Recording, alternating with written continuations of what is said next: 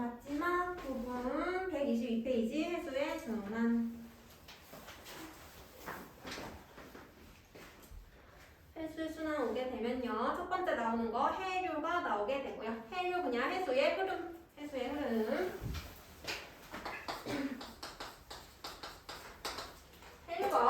해수가 어떤 일정한 방향으로 흐르게 되면은 그거를 해류라고 부르는데 아주 잠깐 흐르는 거 아니고 얘는 지속적인 흐름을 얘기해요.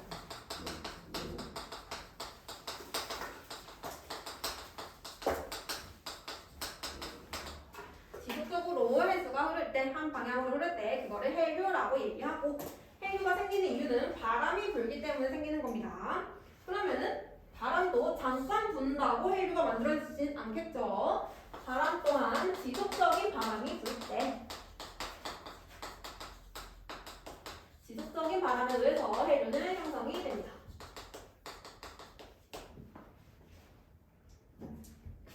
그 다음에 해류의 구분을 보면요. 해류는 온도에 따라서 구분할 수 있고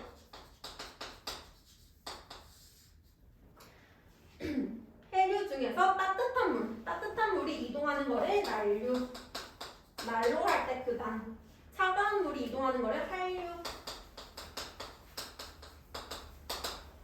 난류나 하류 같은 경우에는 딱 정해져 있는 건 아니고 그 주변 지역의 수온을 보고 상대적인 수온을 비교해서 나타낸 거예요. 얘는 절대적인 건 아니고 상대적인 정도예요. 그래서 보통 난류 같은 경우에는 저위도에서 고위도로 흐를 때, 저위도는 비교적 따뜻한 물이죠. 그래서 저위도에 있는 물이 고위도 쪽으로 이동할 때 그게 바로 난류고요. 고위도에 있는 물이, 고위도는 차가우니까 고위도에 있는 물이 저위도로 내려오는 거, 그거는 대부분 한류라고 생각해주면 됩니다. 그래서 난류나 한류 수온에 따라서 비교한 거다라고 생각하면 되고, 지금 보다시피 내가 지금 난류와 한류를 위도에 따라서 구분을 해놨죠. 얘네들은 계절에 따라서 변하는 게 아니야.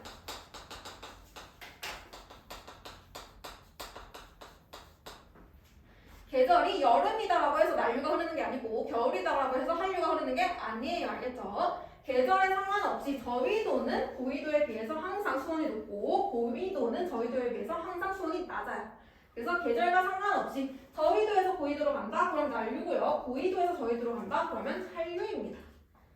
그래서 계절이랑 연관 지으면 전부 다 틀렸다라고 대답을 해줘야 되고,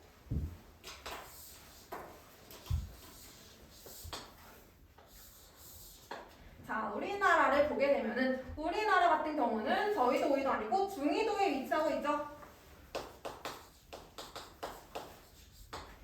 그래서 우리나라가 여기 있을 때 이 아래쪽이 저위도, 위쪽이 고위도. 그래서 아래 위에서 물이 다 흐르게 되는데 아래에서 오는 거, 저위도에서 오니까 당연히 난류가 오게 되겠지. 저위도에서 우리나라 쪽으로 오는 게 쿠로시오 난류가 있어요. 아래쪽에 저위도의 물이 올라오게 되고요. 그거를 쿠로시오 난류라고 이름을 붙여줍니다. 근데 이 쿠로시오 난류는 위로 올라오다가 여기서 세 갈래로 나눠지게 됩니다. 끝쪽으로 가는 것도 있고 동해 쪽으로 가는 것도 있고 황해 쪽으로 가는 것도 있고, 그래서 쿠로시오 난류가 이제 나눠지게 되고 동해로 가는 거를 동해 난류,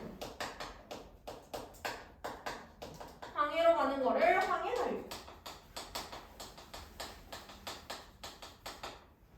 그래서 우리나라에는 동해 난류랑 황해 난류, 동해 난류 똑같은 말 동한 난류.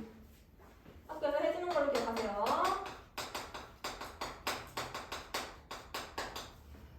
우리나라에 흐르는 난류는 동한 난류와 황해 난류 두 가지가 있다라고 생각하면 되고요. 그 다음에 한류 같은 경우에는 위에서 내려오게 되고요. 고위도에서 내려오는 거, 내려오다가 얘도 내려오다가 우리나라에 도착하게 되면은 이름을 다르게 붙여주게 됩니다. 그래서 보면은 처음에 내려오는 거 연해주 한류,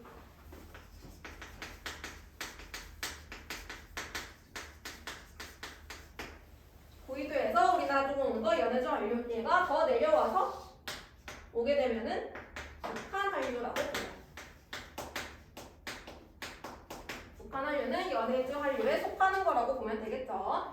그래서 보면은 우리나라는 한류와 난류가 만나는 지점에 있습니다. 그치? 이때 뭐가 만나냐면 한류는 북한 한류가 만나고 난류는 동한 난류가 두 개가 만나게 돼요. 그래서 한류와 난류를 만나는 지역을 조경수역이라고 불러요. 조경수역, 한류와 난류가 만나는 지점.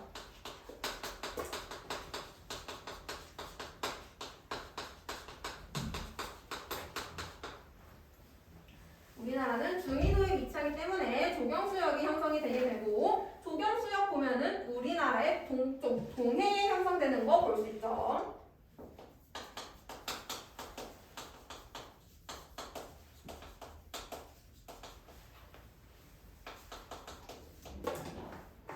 그 다음에 조경수역은 이 위치가 계절에 따라서 조금 달라지게 됩니다. 자, 여름 같은 경우에는 저위도 쪽에서 올라오는 바람이 훨씬 강해요. 그거를 우리는 북태평양 기단이라고 아마 배웠을걸. 1학년 때인가 언젠가? 3학년 때 배우나? 아무튼 이 북쪽에서 저위도에서 여름에 올라오는 바람이 있고요. 그거를 북태평양 기단이라고 불러요. 즉 여름에는 저위도에서 올라오는 바람이 훨씬 강해.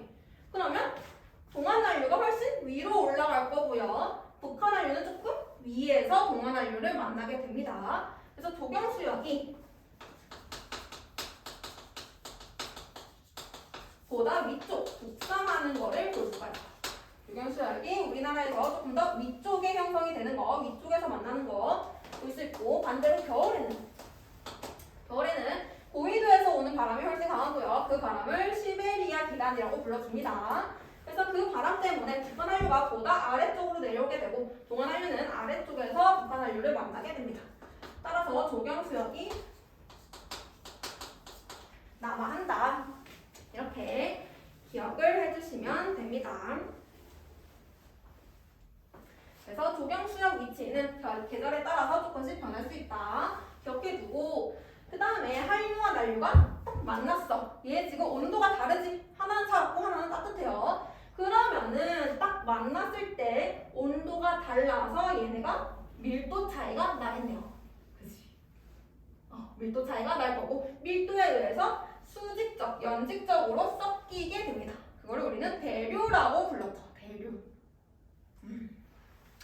그래서 여기서 이제 두 개의 해류가 만났다. 그러면은 이렇게 수직적으로 섞이게 되고, 그 과정에서 밑에 있던 영양분이라고 생각하면 돼요. 영양분이랑 플랑크톤, 먹이, 물고기의 먹이, 이것들이 위로 올라오게 됩니다. 원래 얘네들은 아래쪽에 보통 가라앉아 있어요. 근데 저기 만났다. 물이 섞이게 되면서 아래쪽에 가라앉아 있던 게 위쪽으로 올라오게 되고, 따라서 얘네가 위쪽에 풍부해지게 돼요. 그래서 조경수역 위치에는 영양분류와 플랑크톤이 굉장히 풍부하게 있다라고 알고 있으면 되고, 그 다음에 수온에 따라서 거기에 살 수 있는 어종이 달라. 물고기들이 다른데, 한류에서 살 수 있는 거를 한류성 어종, 난류에서 살 수 있는 거를 난류성 어종이라고 부르고, 당연히 북한 한류에는 한류성 어종 있을 거고, 동한 난류에는 난류성 어종 있을 겁니다. 근데 조경수역 같은 경우는 두 개가 만나니까 두 개 다 존재하게 되죠. 그래서 조경수역에서는 난류성 어종이랑 한류성 어종을 전부 다 볼 수가 있습니다.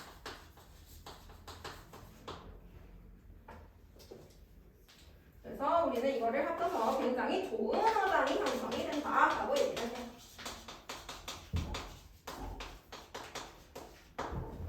물고기들이 살기에 너무나도 좋은 환경이고요. 그래서 조경수역, 우리 동해 쪽에는 굉장히 다양한 물고기들이 살고 있는 것을 볼 수가 있습니다.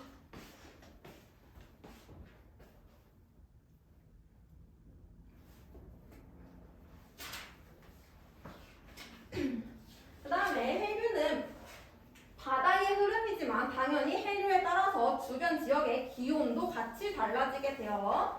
그래서 난류가 많이 흐르는 지역은 따뜻한 물이 흐르니까 당연히 주변의 기온도 높겠죠. 난류 주변에서는 기온이 높을 거고 한류 주변은 기온이 낮을 겁니다. 그래서 해류가 바다의 물뿐만 아니라 수온뿐만 아니라 그 근처의 기온에도 영향을 미칠 수가 있더라.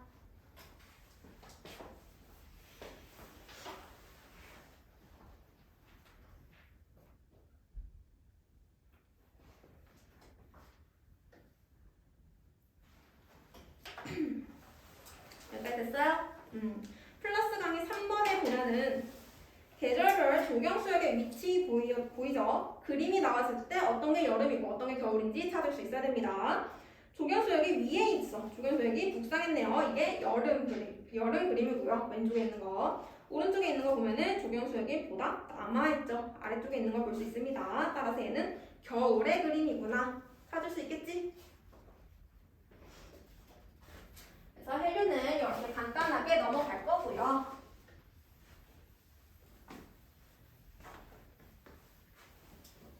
그다음에 마지막 조석 볼 겁니다.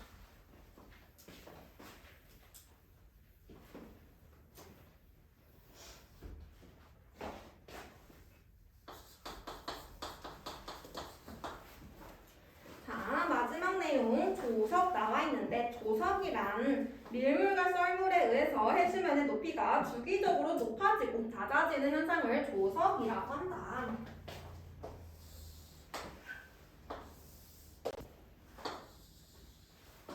자, 이렇게 바다가 있으면요. 조석 같은 경우에는 밀물, 썰물 들어본 적 있지? 뭐 좀 더 구체적으로 들어가면은 뭐 달의 인력이랑 지구의 원심력 막 이런 힘 때문에 밀물, 썰물이 생기게 된다. 이런 게 있고요. 아무튼 밀물 같은 경우에는 밀물은 들어오는 거죠. 물이 들어오는 거.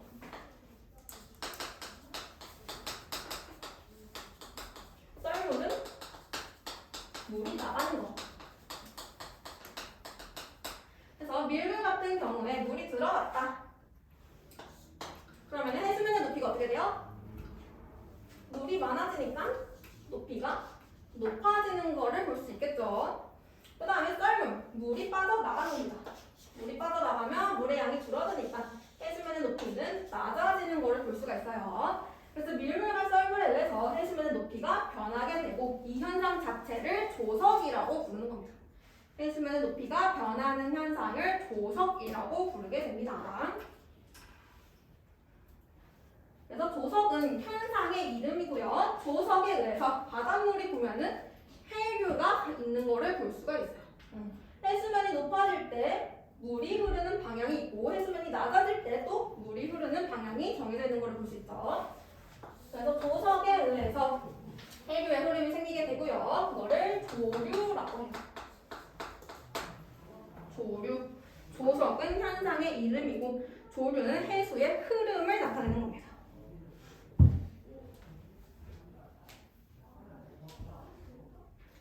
그 다음에 물이 이제 들어오고 나가고 반복을 할 건데 하루에 2번씩 해수면의 높이가 가장 높아지는 시기가 있어요.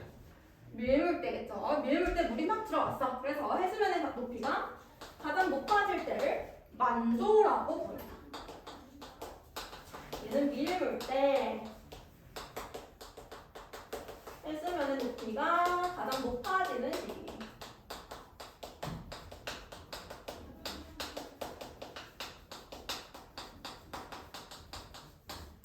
그 다음에 반대로 썰물 때 해수면의 높이가 가장 낮아지는 시기도 있고요. 그거는 간조라고 불러요.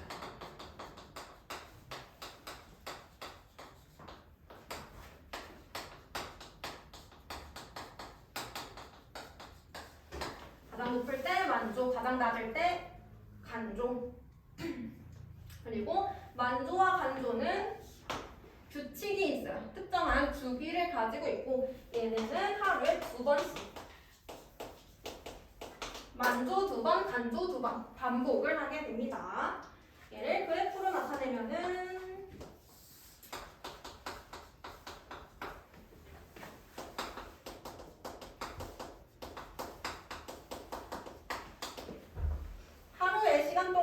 해수면의 높이를 보게 되면은 해수면이 높아졌다가 낮아졌다가 높아졌다가 낮아졌다가 반복하는 거를 볼 수가 있고 가장 높을 때 이때 그리고 이때 두 개가 만조겠죠. 가장 낮을 때 이때 그리고 이때 두 개는 간조겠죠. 그래서 만조 만조 만조 만조 이렇게 반복을 하게 되고 만조와 만조 사이에 주기는 한 12시간 정도. 간조도 마찬가지. 한 번 만조가 일어났어. 그리고 나서 약 12시간 후에 만조가 또 일어나게 됩니다. 그래서 규칙적으로 만조와 간조가 반복된다 이렇게 생각해 주시면 되고요. 그 다음에 가장 높을 때 해수면 높이 가장 높을 때 즉 만조일 때의 해수면의 높이와 간조일 때의 해수면의 높이가 당연히 차이가 되게 많이 나겠지. 자 이거를 내가 빨간색을 만조일 때 해수면의 높이라고 하고 노란색을 간조일 때 해수면의 높이라고 생각해 볼게요. 그래서 만조일 때 높이랑 간조일 때 높이 그거의 차이를 이만큼을 조차라고 불러요. 조차. 만조일 때 해주면 높이 빼기 간조일 때 해주면 높이 이렇게 구해주면 되지.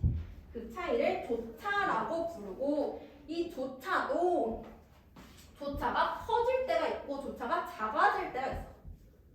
만조와 간조 사이에 해수면 높이가 커질 때가 있고요. 그 차이가 적을 때도 있어요. 그거의 주기는 한 달이에요. 한 달. 아까 만조 간조는 하루에 2번. 그 다음에 조차는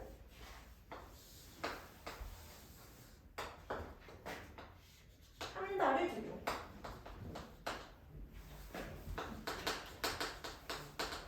그래서 조차를 보게 되면은 조차 아니다. 했으면은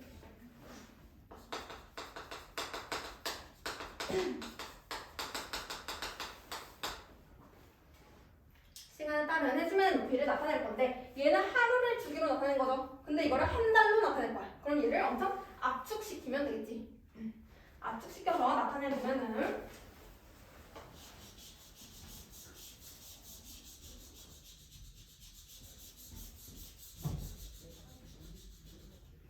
이런 식으로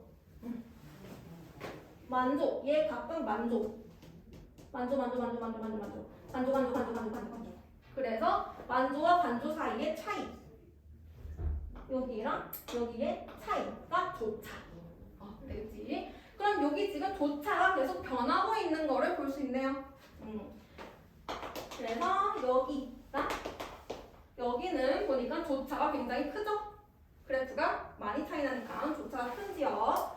그 다음에 여기랑 여기는 조차가 작은 부분. 그래서 한 달을 주기로 해서 한 달에 한 2번 정도는 조차가 커지고 한 달에 2번 정도는 조차가 약해지는 것을 볼 수 있습니다. 그래서 조차가 가장 크게 나타나는 시기를 사리라고 해요. 사리. 조차가 큰 시기 사리. 조차가 작은 시기 조금. 사리 조금.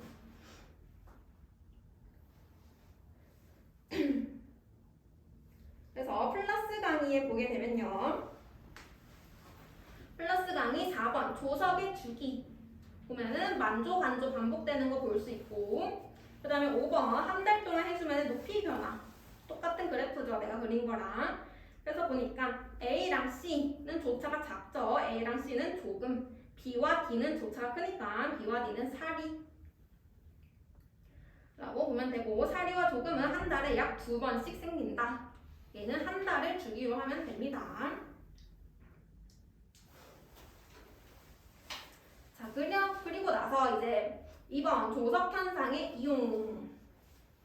자, 조차가 큰 지역에서는 우리나라에서 조차는 서해안에서 가장 커요. 서해안.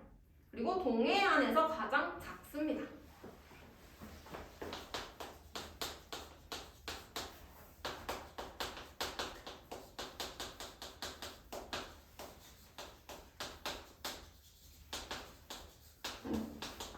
서해안에서 조차가 큰 거를 볼 수가 있고 그리고 이 조석 현상을 이용해서 전기를 만들어낼 수가 있습니다. 물이 들어왔다 나갔다 하니까 운동 에너지가 만들어지게 되겠죠. 그래서 그거를 이용해서 전기를 만들어내고 전기를 발생시키는데 두 가지의 방법이 있어요. 조류 발전이랑 조력 발전. 이게 항상 같이 나오거든. 근데 그래서 항상 같이 나오니까 얘네 두 개를 혼동해요. 구분은 잘 못해요. 근데 엄연히 다른 발전 방식이고요. 조류 발전은 얘는 말 그대로 조류를 이용하는 거야. 즉 물이 들어갔다 나갔다 그거를 이용하는 거고요. 조력 발전은 조차를 이용하는 거야. 이용하는 게 달라. 조류 발전은 조류를 이용. 그 다음에 조력 발전은 조차를 이용. 그래서 방법을 잠깐 설명을 해주면 물이 들어갔다 나갔다 하니까 그 중간 지점에 발전기를 설치할 수가 있어요. 조류 발전 경우에는 물의 흐름을 통해서 중간에 발전기를 설치하게 되고 물이 들어왔다가 나갈 때 발전기를 돌리게 됩니다. 그래서 발전기가 회전하게 되면은 전기가 만들어지는 거. 그거를 조류 발전이라고 하고 조력 발전은 얘는 밀물일 때 해수면의 높이가 높아지죠. 그래서 밀물일 때 해수면의 높이가 높아져. 그래서 이때 내가 여기에 댐을 하나 설치해요. 해수면의 높이가 높을 때, 밀물일 때 댐을 하나 설치한 다음에 그리고 나서 얘는 지금 갇혀있겠죠. 물이 댐이 있으니까. 그리고 나서 썰물 때 여기 문을 열 겁니다. 열게 되면은 얘가 높이 차이에 의해서 물이 이동을 하게 되고요. 당연히 밀물이었으니까 높은 곳에서 낮은 곳으로 물이 떨어지게 돼요. 그래서 이거를 이용한 거, 즉 물의 위치 에너지를 이용한 게 조력 발전이에요. 조류 발전은 물의 운동 에너지를 이용하는 거. 조금 달라. 비슷해 보이지만 조금 달라. 그래서 조류는 운동 에너지를 전기 에너지로 바꾸는 거. 조력 발전은 위치 에너지를 이용해서 운동을 시킨 다음에 그리고 그거를 통해서 전기를 만드는 거. 그래서 여기에 이 문 사이에 발전기가 설치되어 있어서 물이 높은 곳에서 낮은 곳으로 떨어질 때 그때 발전기를 돌리게 됩니다. 이게 조력 발전.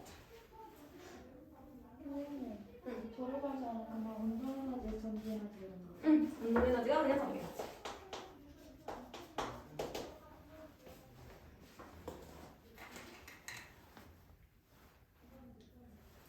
그래서 두 개의 발전기를 이제 설치를 할 건데 설치하는 지역도 달라요.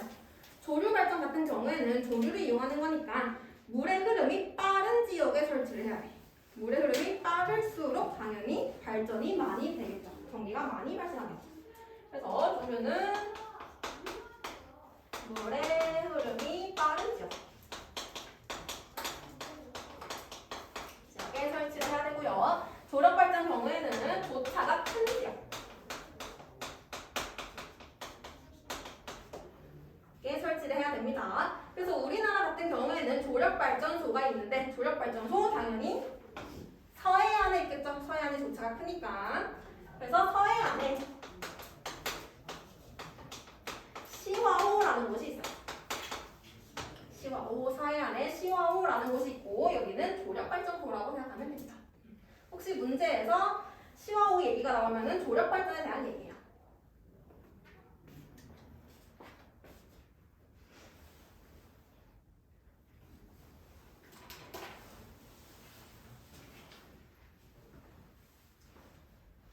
그래서 조석 현상을 이용하는 거 가장 큰 게 발전할 때 많이 이용하고요. 그 외에도 저기 보면은 간조대 넓게 드러난 갯벌에서 조개를 캔다. 간조대 물이 다 빠지면은 갯벌이 드러나게 되고 그때 들어가서 조개를 캘 수가 있죠.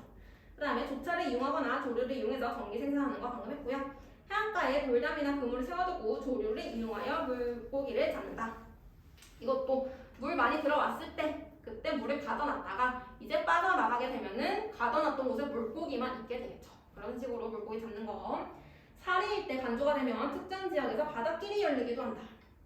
사리가 뭐였어요? 사리? 조차가 가장 큰 시기를 사리라고 했었고 사리일 때 간조가 되면은 해수면 높이가 엄청 낮아지게 되겠죠. 근데 사리는 엄청 조차가 크기 때문에 거의 물이 이때는 없어요. 물이 없으면서 바다가 갈라지는 것처럼 보입니다. 물이 빠져나가면서. 그래서 그거를 바다 갈라짐 현상이라고 불러요.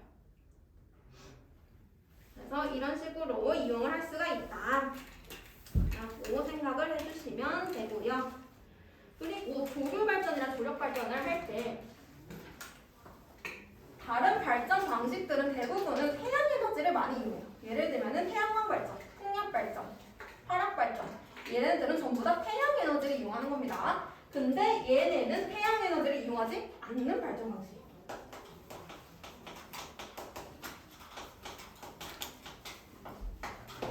다른 발전들이랑 같이 나왔으면 비교를 하기가 좋을 텐데 이것만 나와 있어서 얘를 놓치고 가는 경우들이 많아요. 근데 조류 발전이랑 조력 발전 둘 다 태양 에너지를 이용하지 않는 겁니다.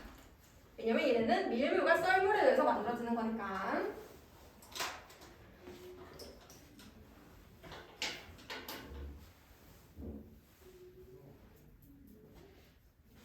혹시 여기까지 질문 있을까요? 이해됐어? 오케이, 문제 봅시다. 123페이지.